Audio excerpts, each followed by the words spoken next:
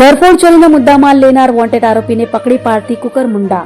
તારીખ 13/2/2025 થી તારીખ 17/2/2025 દરમિયાન રાત્રિના સમયે કુકરમુંડા શ્રીરામ ચોક ખાતે રહેતા રવિન્દ્રભાઈ પ્રહલાદભાઈ કુંભારના ઘરની દિવાલમાં ડાકોરું પાડી અંદર પ્રવેશ કરી કબાટના લોકરમાંથી સોનાનું પેન્ડલ, રોકડા રૂપિયા તેમજ અનાજ સહિત કુલ ₹4,47,212નો મુદ્દામાલ ચોરી થયાની ફરિયાદ કુકરમુંડા પોલીસ સ્ટેશનમાં તારીખ 31/7/2025ના રોજ નોંધાઈ હતી.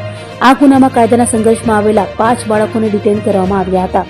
ચોરીનો મુદ્દામાલ લઈ ગયેલ નટવરભાઈ મોહનભાઈ નિકુમ કુસમાળા સાદા જિલ્લા નંદુરબારને વોન્ટેડ જાહેર કરવામાં આવ્યો હતો. લાંબા સમયથી શોધખોળ બાદ આજે તે કુકરમુંડા ખાતે આવતા પોલીસ ઇન્સ્પેક્ટર શ્રી આઈડી દેસાઈના માર્ગદર્શન હેઠળ ટીમે તેને પકડી પાડ્યો છે. આરોપીના 3 દિવસના પોલીસ કસ્ટડી રિમાન્ડ મેળવી ચોરીના મુદ્દામાલની રિકવરી માટે વધુ તપાસ હાથ ધરવામાં આવી છે.